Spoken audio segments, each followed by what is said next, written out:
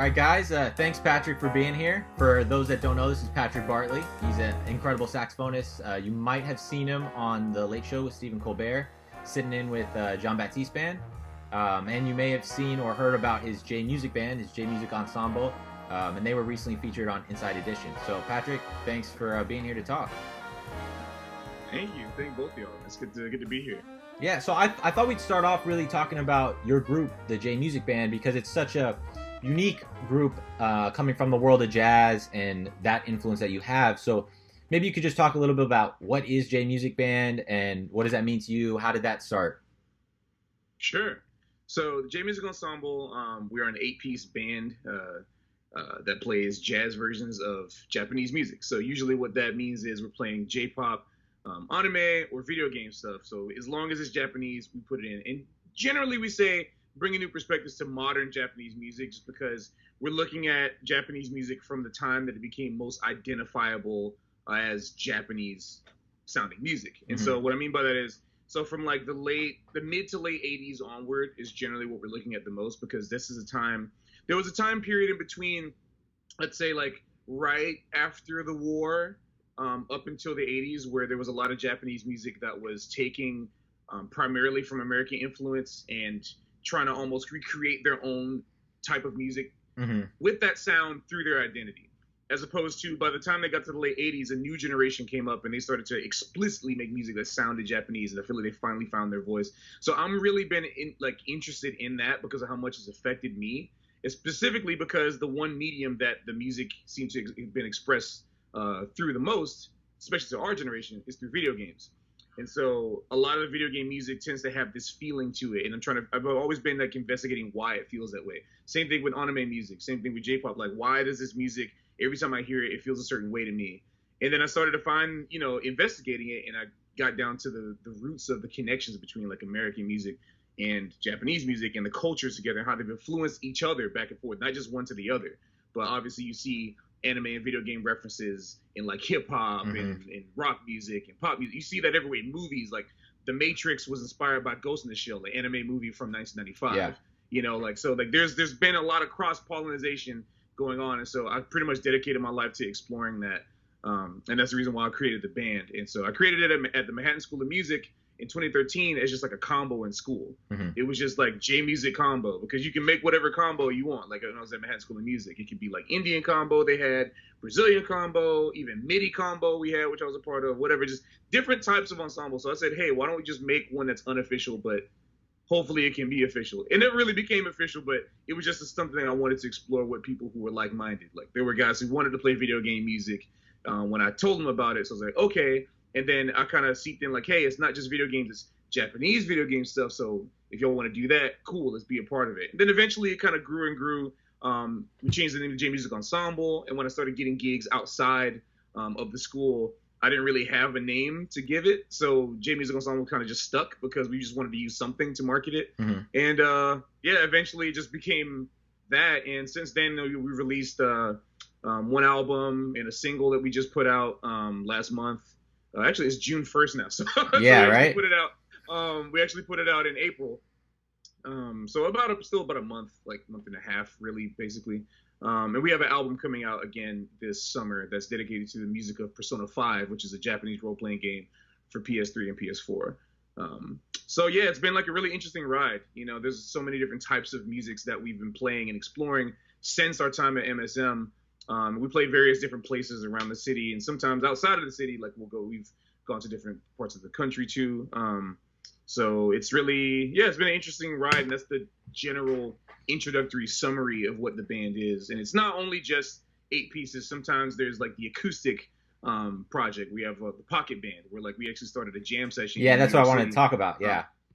So we can get to that, I guess, after this. But yeah, so we started the pocket band, and I started doing that just the way that so we can play more without having to get a giant grand stage with like, floods and, floodlights and giant racks and subwoofers. Like we couldn't really do that all the time. So here's a way for us to get more consistent with the pocket band, and also hopefully maybe a wedding band. Maybe there's like a nerd wedding and they want Mario music and Sonic music played at their wedding. Hey, J-Music Pocket Band, trio, like, let's get like a bass, piano, and saxophone playing video game music, which we've kind of done that once You people get play smart with the one marketing. rhythm. So.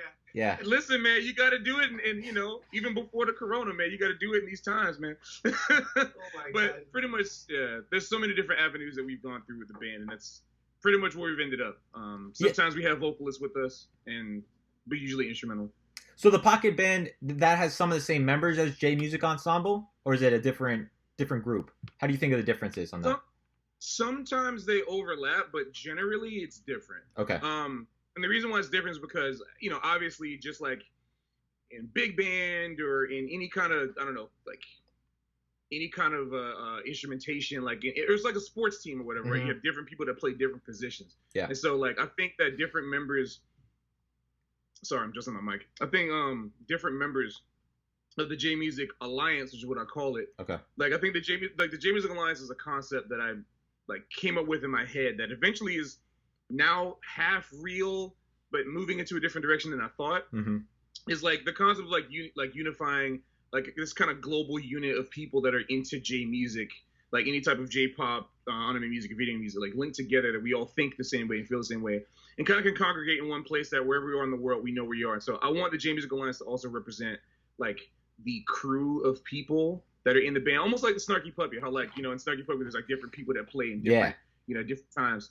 So it's kind of a similar concept that I have where like, you know, one time a band might have 4 people, one time it might have 12 people, one time it might have 6 people. So for the JMusic Alliance, like you have the core band, the JMusic Ensemble, which is where it started. And, you know, some of us were still from MSM, but a lot of us actually, they kind of spread out to different places. They either moved to different states or they're not like really in New York anymore, but we got some new members. And as they leave, you know, they're always still available. So for the ensemble, we have, I call people that like, I think like half of them at one point were all Berkeley musicians. Like people who I know can like really excel at playing like the pop funk type of stuff, you know, like who can be a little more versatile with like electronic music and stuff like that. And then the guys I call for the Pocket Band are guys that for me really excel at playing a certain type of traditional jazz sound or element, you know, that I want to play because I'm approaching the bands a little differently. So like I try to play to everybody's strengths and only call them for things I know that obviously all of us are jazz musicians. We can do anything, but it's like, you know, I can't even make a sports analogy. I can only make like video game analogies. But you wouldn't call somebody who is only good at playing funk, like who can do like, oh, I can play a swing beat. Yeah. But you know, they're really just playing funk. You wouldn't call them for a cocktail, you know, gig where you're trying to play some standards. Yeah. Like, or you might not call the cat who plays like a 16-inch bass drum to play some Tower Power. You know what I'm saying? Like, so what I mean is I know the cat's strengths, I know their weaknesses. And I want to make sure that no matter what, they're always playing in the most comfortable situation. And also for the idea and sound that I have in my head. So the Pocket Band, there's like a kind of crew of rotating cats that I have in it. And then for like the J-Music Ensemble, there's like kind of that core unit that like are the guys that I trust the most to play that kind of arranged music, that kind of stuff that we're looking for, you know. And so that's why it's a little separate. And the Pocket Band is a little more flexible too. Like I can realistically call anybody I want for the Pocket Band because anyone can, you know, we can play jazz. We play that song like standards. I only call certain people for certain video sessions just based on the theme for that month. So like if we're playing like, I don't know, we did the fighting game session, which got a lot of big traction, which I was like very happy about because I started with fighting games.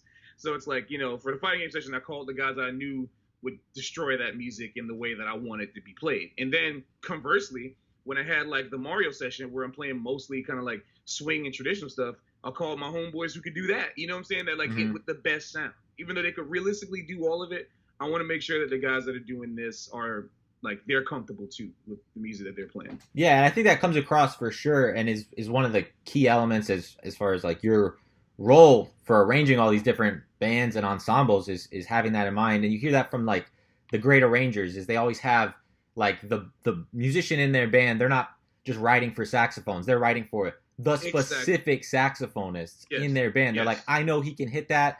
I know he's going to kill that.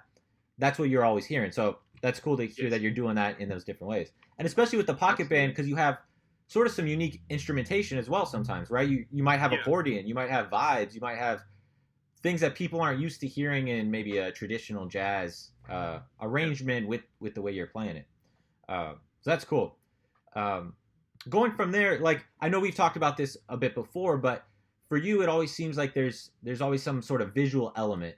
You know, especially with video game music. How does the visuals relate for you to the music that you're playing? Well, the thing I always have to remind people, or if they don't know, cool, but usually with people who don't know, I still try to remind people that I started off with visual art first. Like, I originally wanted to be a visual artist. And that was the first thing, at least, that I came in contact with as my artistic expression. Like, when I was like 5 and 6, I was like drawing constantly. And I even started taking, like, when you can do, I went to an arts school, like in elementary school, Bethune Elementary School of the Arts. And so when I was there, you could take whatever art classes you wanted, essentially, until you got into your 3rd through 5th grade year, where you had to pick your major and your minor, which I thought was like kind of cool, like. So it's funny thinking about it for like 3rd and 5th grade. Yeah, like those kids like picking their major, and college kids are like, I don't know what I want to do with my life. Right, but they start you at like 8 years old. Yeah.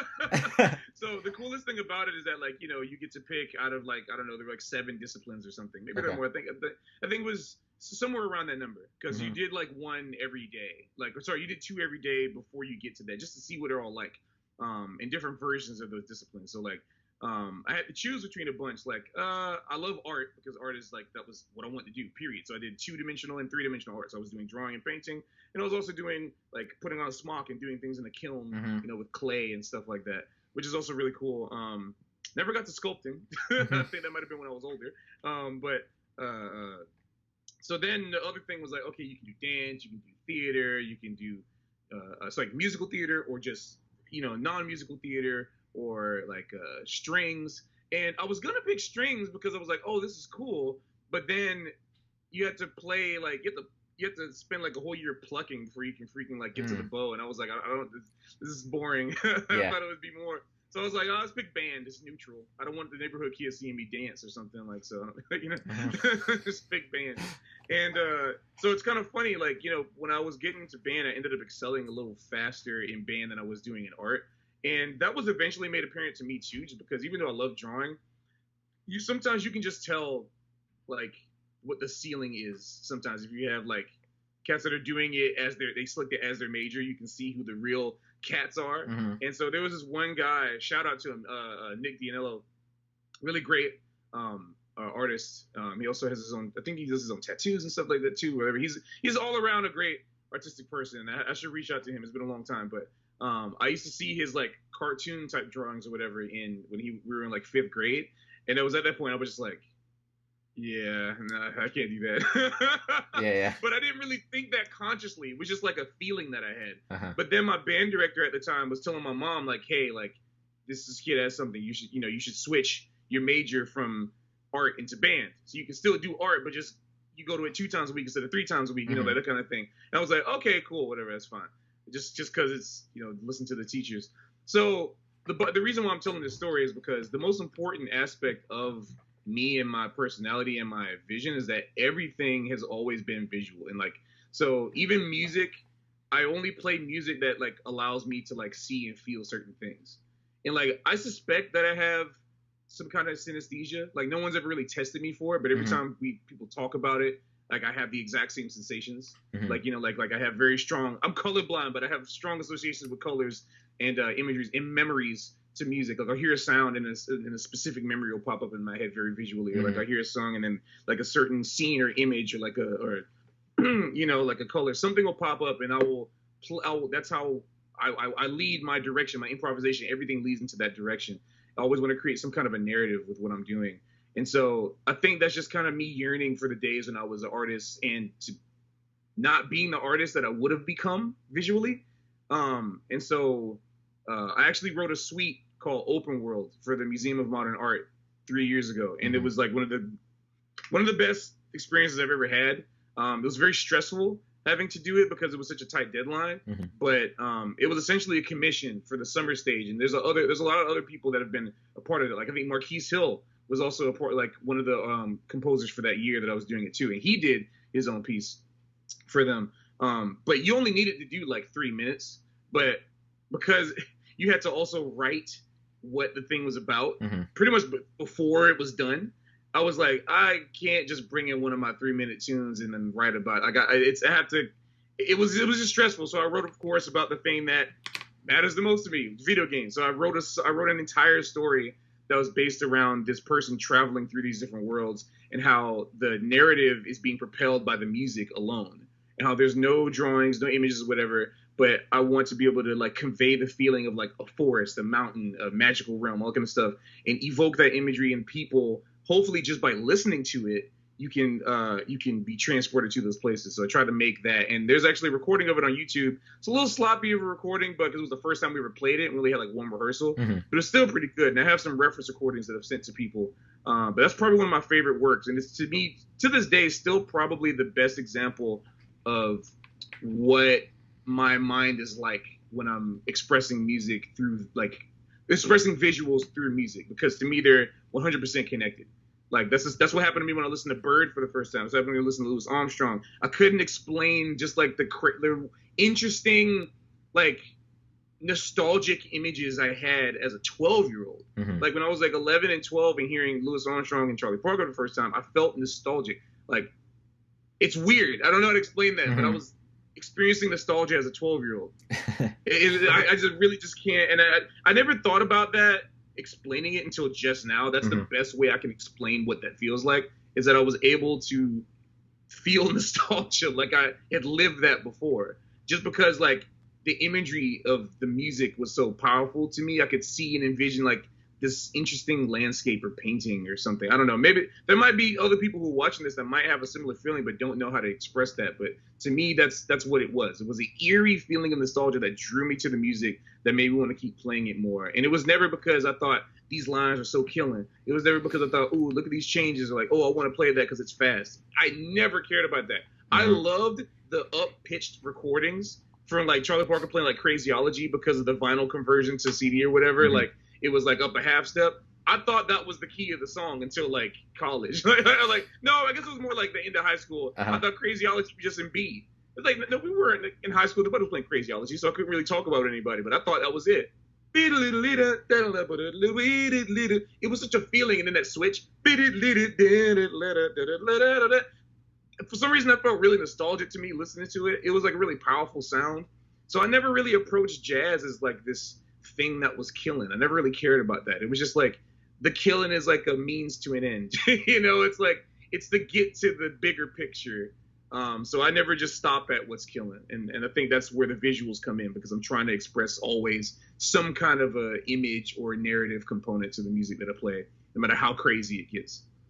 How do you think, maybe for any of these younger musicians or musicians that are learning jazz or coming up learning this music, how can they start to incorporate a narrative or the things you're describing, like these visual elements, into their music, when really what they're starting at right now is, man, I'm learning 2-5-1 licks, I'm transcribing, but like, how do they get to that next level that you're talking about of narrative and story and imagery? Yeah, it does seem like a thing, and I think it takes a lot of time. Like, it's not like it's a two-part thing for me, like, in terms of the development. Obviously, it's not like I was 12, 13, and all of a sudden I'm just able to be like Joey Alexander levels of being able to be killing. Cause like, and shout out to Joey, because I love Joey and I miss him, I miss the family and everything. You know, I can't get, it's not like I was just fresh out the womb just being able to be killing. Like, no, of course, that didn't happen to me.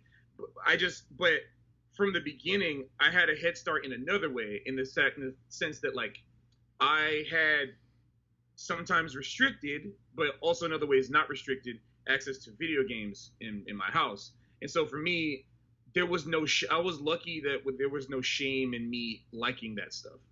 And I think one of the biggest disconnects with kind of like, maybe, I don't even want to say in the modern times, because people can go on Discord and Twitter and find communities in the ways that we couldn't when we were kids. But I feel like sometimes there's a stigma of like getting into anything else that's not as serious as music, because like, I mean, for like the past few decades now, people have been trying to fight for music being a serious thing, instead of just like, oh, it's not like sports is serious, but music is just like whatever, you know, like, oh, you're gonna be broke if you're a musician.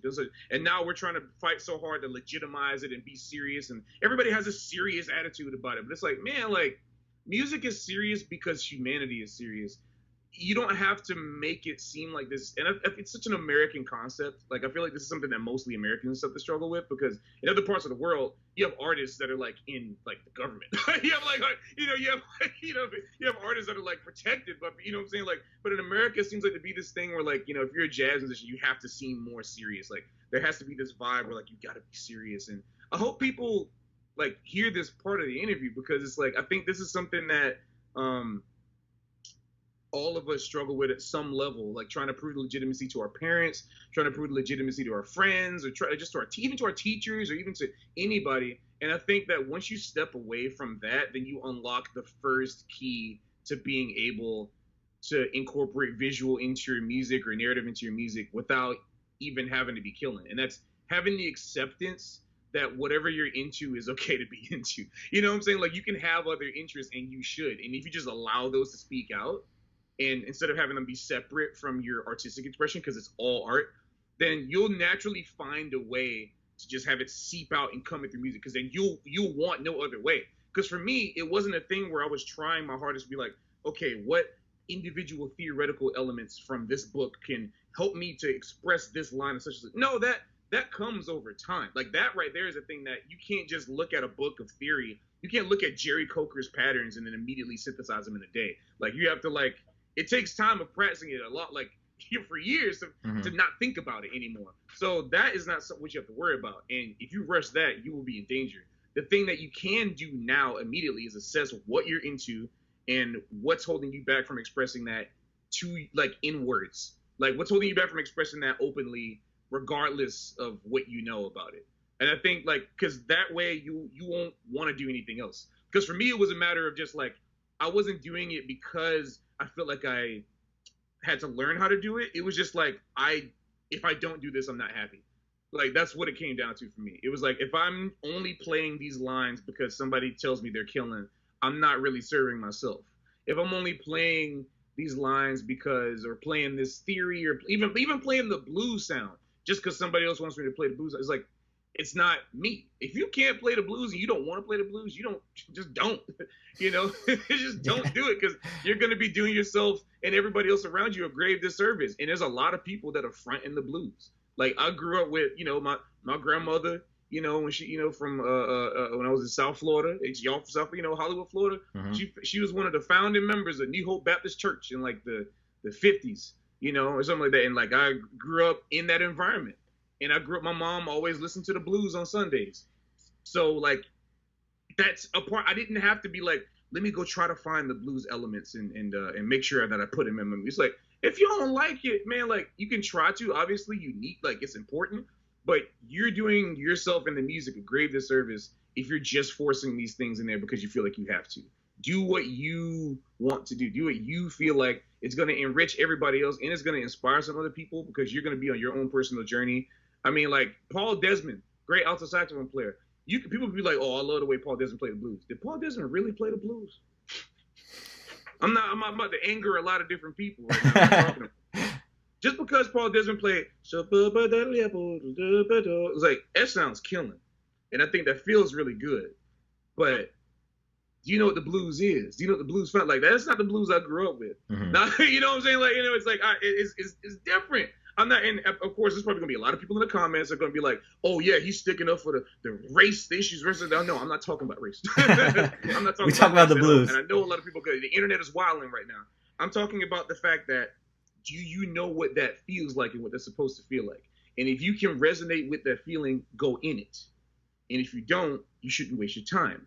So my thing in this long-winded explanation about, or elaboration about, imagery and narrative, it really just comes down to you assessing what it is about yourself that you want to put into it.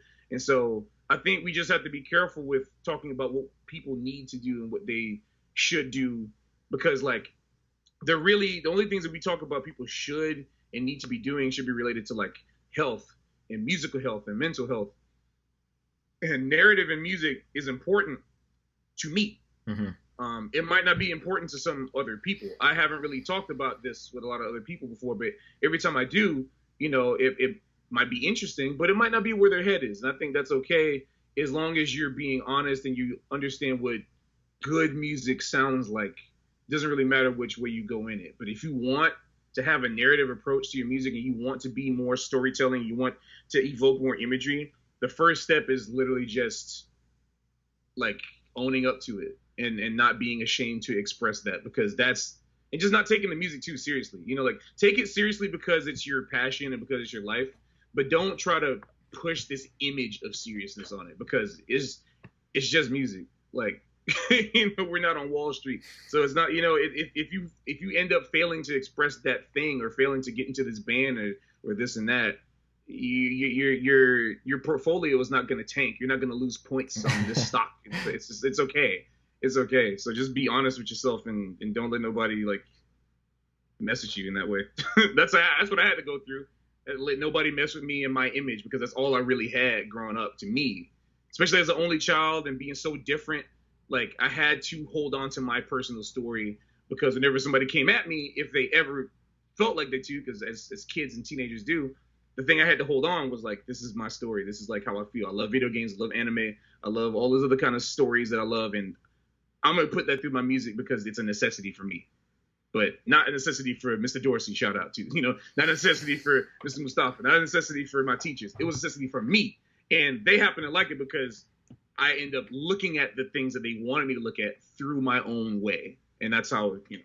Patrick, I think that resonates with a lot of musicians, what you're saying. And even to what you know, JazzMemes was kind of born out of this feeling that there was, for some reason, there was a vibe in the community that like everyone needs to take it and approach it this certain way. This is the feeling, the sense of life that everyone needs to have. Very serious, very like focusing, like what you're saying, on just the licks and the evaluation of these little concretes. And that never seemed to be the focus of the heroes and legends that we grew up with. That never seemed to be the sense of life that they had. Even though they were playing the music just as seriously, they devoted their whole lives to it. They were serious about it in that way. They always had this humor. They always had this lightness of being, even in tough times, with the music and the way they shared the bandstand. So somehow that was subconsciously translated to, I think, some of us. But I just think you're totally right. I think a lot of musicians out there can feel that there's this disconnect between what they might want to do and express and what maybe they're being told is how they should approach it. Well, I think that's because, you know, the music wasn't, the difference between the way we're approaching the music now, and I talk about this with my, like, our own fans and friends in the Discord, the J-Music Discord. Like, you know, the music was a fact of life for them. It wasn't a thing that they were trying to reach and impose and import into their lives like we're doing now. And the reason why it's like an import for us is because no matter how much we love the music, no matter how much we absorb it, and how much we might even try to live the lives almost similarly to them, we can never really be truly engulfed into the music as much as they are, because the music isn't popular anymore. It's not the thing. It's not, and even after jazz music stopped being popular, you know, like, you know, 70s, 80s, like when it started, you know, it was like kind of this other niche kind of thing. Even then, there was still like a community, an organic community that was developing from the people that were alive, even though the masters may have been leaving them at the time. There was still tons of people from the bebop era and swing era that was still alive that were very much making up the scene of what we know, what we knew of it, you know, today. And so I think that's one of the big differences, that now jazz is being taught to us through the schools. And I'm not going to get on some soapbox about jazz education, because I think that no matter what you think about jazz education, it is inherently a good thing no matter what. So I'm just going to say that right now. I think no matter what problems we have with it and how much can be reformed, the fact that like millions of like 13 to 18-year-old kids around the world are able to be into this music and play it on a high level means that something is working. And I think the thing that is working is that we have an environment, not just a safe environment. That's the argument people always like to use, is like, oh, it's a safe environment, you don't got to be on the streets. No, it's a concentrated environment where people can share the same ideas like fast. They can share the same ideas and talk about them in different types of forms and mediums that relate to our current modern day lives. And that's why jazz sounds different now than it did in the 50s and 60s, and why it will never sound the same way it did in the 50s and 60s. So critics, you got to get over it. Like, we're in a different timeline now. And the reason we're in this timeline where it's like, you know, that's, you know, not to go into a whole nother topic, but that's one of the things that I think is so unique about how we're experiencing jazz in this timeline versus the timeline that we like to romanticize so much. Which is like, I'm not here for either modern or traditional jazz. That's not my thing to take sides on. I'm just saying, I think it's just different. And so in terms of the whole taking it seriously thing, I think it's because we have to find elements in our own life to kind of relax. And that's why I, preach about, finding that thing about yourself that you want to express that you shouldn't feel so afraid to express. Because back in the day, cats were expressing all sorts of stuff. I mean, still to this day, you can talk to 2D Heath and he'll express some stuff to you. He'll express some stuff to you. Yeah, we can't publicize what he expressed it, but yeah. No, but again, like, he's living his life. Yeah. He's maestro, you know what I'm saying? Like, we love and respect him. Yeah. And so we have a responsibility to live our lives, not in the same way, but in the same freedom, and the way we achieve that is by, obviously, we have to look at things in such like a lens, like almost like a vacuum. We have to look at the entirety of jazz history through Spotify, as opposed to like on the street where like this person's playing here and this person's playing here and this person's playing here. Because the only people that can really do that are cats that live in places like New York or Chicago or New Orleans, like places like people who don't live in places. What if you live in Wyoming and you want to learn jazz? Well, you need to just find the things that you can express about yourself honestly and take that and filter it into the things that you learn about jazz. Otherwise, it's like, yeah, like you said, it'll get too cerebral. That's how it gets too cerebral. It's because we're looking at all the elements of it and not the whole picture, and that is part of the whole picture. So. Well, one of the things I wanted to touch on today is that you've been kind of moving forward with the JMusic Ensemble and just your mission as a whole through new platforms. And you've really been exploring a couple different platforms, and even most recently, when we hopped on to your Twitch stream, that was one of the most recent experiences we had with you. I just would love for you to talk about, especially for, we're talking about young musicians. I think some of these platforms are a brave new world where they're not really being explored fully yet. I mean, you're some of at the forefront of like bringing music to these channels, bringing communities together on these sort of platforms. So what are the platforms you like to share with your audience and get together with your audience on, and why those platforms? Yeah, it's interesting you bring that up, and I'm happy to talk about it because it's one of the avenues that is still a work in progress for me. That I'm having the experience that I've had in certain platforms like YouTube have been like a 7-year experience, and in other avenues like Twitch have only been for like 2 months. But there's still something that I can, I guess, kind of explore with both. And I think the most interesting thing about doing these platforms like YouTube and Twitch is that it's an avenue that is, it's already explored by plenty of musicians. I think the irony is that there's so many musicians who know how to use Twitch right now that if you go onto the music and performing arts, there's like 5,000 or something channels that are there and like 4,000 that are like online at any given time. You can just click on it and there's like 4,000 or 5,000 channels like online. But it's like, you could also say the same thing about the amount of killing musicians that we all know that are on the internet, but just don't know about that. And so I think there's an interesting Venn diagram that you can kind of put in place of like really killing musicians and then musicians who know how to use the internet. sometimes they meet in the middle, but unfortunately, they don't always. Yeah, like sometimes those things don't overlap, and I think that's one of the issues that I'm kind of trying to address. Like, if we're talking about sharing certain things, on these platforms and like what platforms you should use, I think one of the things that I've been encountering, that I've been seeing come from the inside of both worlds, is how this COVID-19 crisis, so to speak, has been kind of forcing us to look at our ephemerality and fragility as musicians, like specifically performers and entertainers, like how that is. I think it's been forcing us to take like a hard look at like how are we going to survive in the new world, because it's not like COVID-19 is like, okay, this is here now, and then once it's gone, cool, we're gonna go back to normal. Even if that does happen, you can't just write off these past 2 or 3 months as not being a learning experience. Because I think the learning experience that's happening is that we are in 2020, and you shouldn't just be looking at the people who are suffering from this. You should be looking at the people who are thriving from this, because it's like that's where the lesson can be learned. Like you have to look at how can you turn this into a success. And one of the things that I think has been really interesting is how I've been able to take my position in the community. Like I got into Twitch because I used to look at Smash Brothers tournaments and stuff when they were still going on. Like otherwise I didn't really know what Twitch was or how to operate in it. I didn't even know you could really do music on it. Till I met friend Don Palumbi, which I don't know if y'all know him. Like he's a great drummer. He's on Twitch. We just had him on the podcast, man. We met through you. Great. We met through you because he gifted us a subscription on your Twitch. That's right. Like that's all thanks to you. I remember that. Yeah, it's true. I remember that. That's so cool.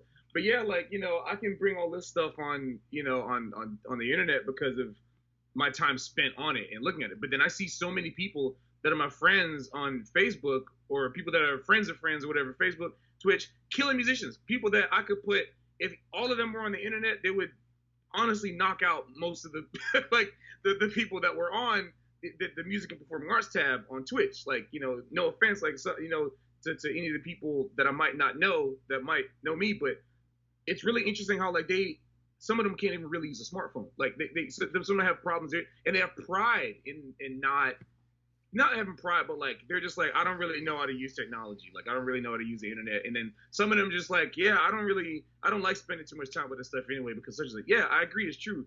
But now look at where we are right now.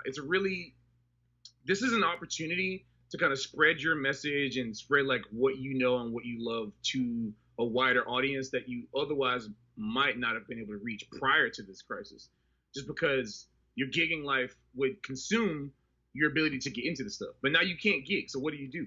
And I see a lot of people do this, like, and I wanted to talk about this today, actually. I like, just a quick PSA. I see a lot of people doing this follow for follow, I follow you, this and that kind of stuff. And I think like it's a positive sentiment, but you have to understand how YouTube and CPM works. And if you don't even know what CPM is, you shouldn't even be doing follow for follow. I don't think anybody is going around being like gig for gig. Hey man, you give me a gig, I'll give you a gig. Right? It's like nobody does that. Right? I love that comparison. If you do, then that's a little, I don't know. Or like, if somebody say, hey man, like you come to my show, I'll come to your show. It's like that. I assume that you're playing shows for a living because you like doing it, right? You probably didn't just pick up your instrument like yesterday and expect to get paid $100, $200, $500 a gig the next day. Like you probably didn't expect that, right? Well, the same thing works for YouTube. And there's something called CPM, cost per mile, which translates to cost per thousand for YouTube. So like how much money they're going to pay you per 1,000 people watching your stuff. So if you're talking about getting to 1,000 subs on YouTube, then you got to get 4,000 viewer hours, which means 4,000 unique hours. And if you're putting up 6-minute songs, that's a lot of time to be watching something that's just a song. So if you're like, I don't know, Jonathan Krinkelberg or whatever, and you have a introspective profile, picture is looking off with your guitar and it's like against a brick wall in Brooklyn or something. There's 1,000 other people that do that. What makes you unique? And if you're not trying to show people what makes you unique and you're not doing it just because you love it, no one's going to subscribe to you. So if you get, let's say your follow for follow works and you got 1,000 people to follow you, how many of those 1,000 people are actually going to keep coming back to your channel? How many of those 1,000 people are going to be giving you those unique views? Because I have 70,000 plus subs on YouTube right now. And it's not like all 70,000 of those people are on every video. We have like 50 comments on our latest video, 50 out of 70,000. That latest video has about maybe 4,000 views. And it's like, this is a reality you have to deal with. And the reason why I'm saying that is because you have to do this because you love to do it. You have to do this because there's something that you want to do, that you're interested in. So this may seem like a tangent, but I think it's important that everyone come to terms with reality, because I feel like no one's saying this. And only me and a handful of creators on Facebook that I saw are doing that. Like Adam Neely talked about it, Carlos Eni and Saint in the Rain. Like, we made one message from saying this, like, hey, this is great that you're doing this, but just know that like, you're probably going to make $3 like after you reach this giant hurdle of 1,000 subs and then 4,000 unique hours, and then like you're going to get $3 and you don't get paid until YouTube sets until you reach $100 threshold. So it might be even after you get 1,000 subs and 4,000 viewer hours, it might take you 8 or 9 months just to get $100. Think about that. This is like a same thing for gig in a music school. If you go to music school, high school, okay, 4 years of music high school, 4 years of college. So that's 8 years, right? At least 8 years it'll take for you to get your nice gigs. Like the real gigs where people really notice you, right? Like for certain people, it might take you that long. So it might take the same time for YouTube. It's a whole nother game. So I think people have kind of like the wrong idea about how to use the internet and these platforms. And I think that's really the biggest thing that I think people need to understand. Like, you can get successful quick, but it needs to be, you need to know the game, you need to know the system. It's a scene just like the jazz scene.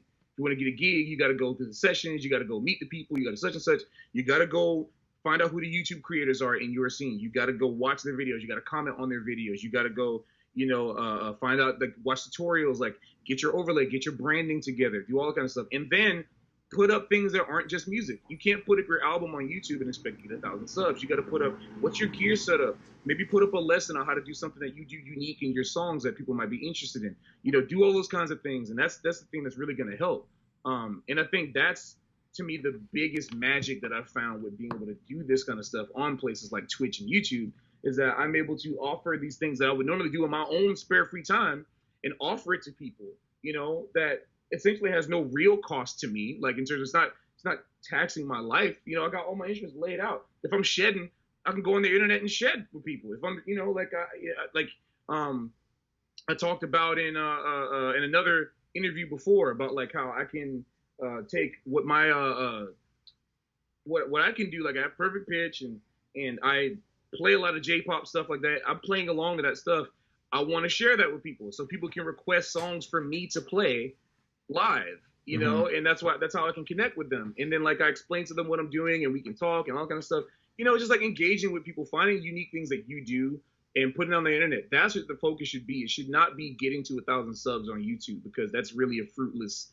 It's, again, I've seen the argument of like, oh, it's just a way to keep each other positive. It's like, yeah, but it almost seems like a weird dystopian cyberpunk, like, it seems like a dystopian novel or movie, like when you're trying to put this veil of false positivity. It should be the sense of realism, so you're not wasting your time and then being extremely disappointed and disheartened in a way that you probably have not felt since your first gig rejection, like way back when you were like 17 years old or something. You're gonna feel that all over again if you don't approach this the right way. It'll hurt worse, because you'll get into this weird head like, wow, nobody wants to listen to my stuff. Nobody wants to, and that might not be true. You might have the most killing stuff in the world, but because you're one Jonathan Crinkleberg out of 1,000 sea of Jonathan Crinklebergs with the same album cover and the same stablemates first track on the album and the same, like, you have to show people why you're different. you need to like show people why they should be giving a crap about what you do and showing them that you actually care about them instead of getting follow for follow. Because those, I can almost guarantee you, a lot of those follow for follow, majority of them will not be coming back to your channel. They're just clicking to help you out, and YouTube does not care about that. They care about engagement. So, just, I don't know. That's how I feel about that. No, but one thing was just that I remember when we created a Twitch account just merely to start watching and enjoying some of the things that you and Dominic were offering, and just to tune in, right, just to learn. And we had done a collaboration with another artist, so we had to kind of create a Twitch account to participate in that. And one thing that I just found so fascinating about your streams, and the same was very similar to Dominic's, was that it was such a positive community. And it was something I'd never experienced. Like, it was so visceral how different the community was to a complete stranger. Like we joined, I came in, and we were welcomed from the minute we were come in, as opposed, I can't think of one other platform that had that vibe. I mean, again, Dominic didn't even know who we were, and he gave me an actual monetary gift through the internet without knowing me. Yep. Like, I just can't think of any community that had that level of positivity for the jump. So do you think that's unique to maybe that platform, or is this, again, maybe we're just tuning into the right people, and that's just the kind of thing that you foster within your community, and Dominic does as well? Do you think that's something that that you notice about these platforms, or about your community and your audience? Well, it's funny, I don't think it's necessarily unique to Twitch. I think it's unique to the type of people that we attract. And I think the reason why it's like that is because, and I tried explaining this to people on Facebook one time when I made a post. I was like, listen, the new jazz audience is the video game audience. The video gamers are the new jazz aficionados. And I think but they just don't know it yet. Because a lot of people in the video game community love anything that expresses like love for the fantastic and the artistic. And even though it might seem like they're, a lot of people are just like trolling or memeing or doing such and such, they're trying to, this is their way of expressing themselves. This is the way they're expressing without their instrument. Like they want to feel a part of something. So if you see cats memeing and stuff like that, it's not because they're like a malicious or don't got nothing to do.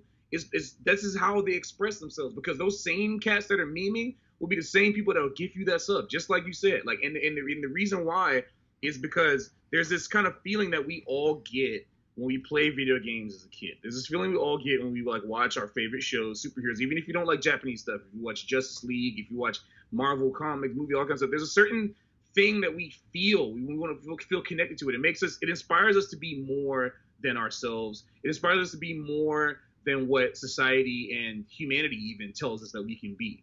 And so I think that when a bunch of people come together and share that with each other, they feel more powerful and they feel loved. Like, even if they're not saying the word love because they're too macho to say it, or they're too ashamed to say the word love, they feel that. And I think when they see someone else that shares the same values as them, or see somebody doing something really cool, positive, they want to connect with it in the same way that they're connected with each other. And so that's why I think that the biggest, I think, even mental health boost that I've had in the past year, really, like, and especially since quarantine too, has been from the video game community, just because I'll put up something that's video game related, and then I'm like, hey, like you all saw, like, I'm glad you tuned in when you guys tuned in for the first time, because you got to tune into my jazz school thing.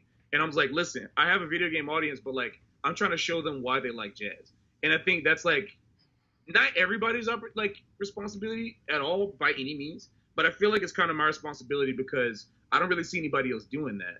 Like, in the video game, like even some people who use the word jazz in their tagline as video game musicians, they're not doing that either, because I don't know, maybe they don't know as much about it, or they just don't feel like it, or don't even feel like they should. But for me, I grew up with jazz just as much as I grew up with video games. So I'm trying to like show people as much as I can about that. But the reason why I do that is because, like, I noticed that there's this extreme sense of love within the community that we have.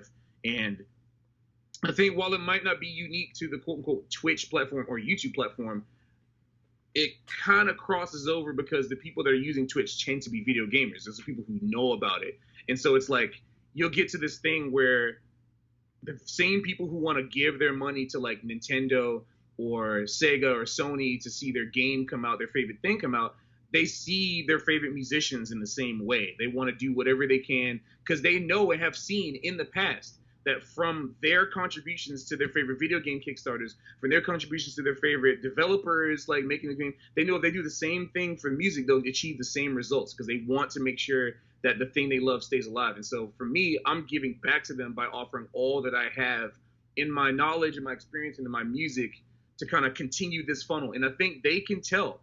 The video gamers, they can tell. They're the harshest critics. They're not like jazz musicians where it's like, they might give somebody a pass, or like, they'd be like, everybody's trying to do their thing, whatever. No, those cats will be quick to know. They'll either really love you, or they'll be like, man, no.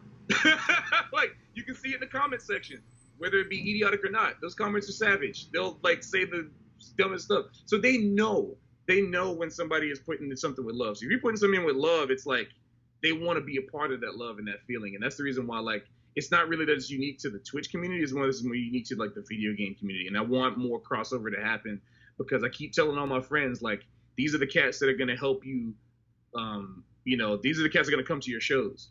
Like, I'm getting the fact that I can get cats who never even heard of Louis Armstrong from Neil Armstrong, right? They haven't even heard of that. All they know is Super Mario Galaxy for the Nintendo Wii. And now I got them listening to Heebie Jeebies. And now if I put on a recording, they can tell me there's Louis Armstrong. Yeah. What are y'all doing, jazz institutions?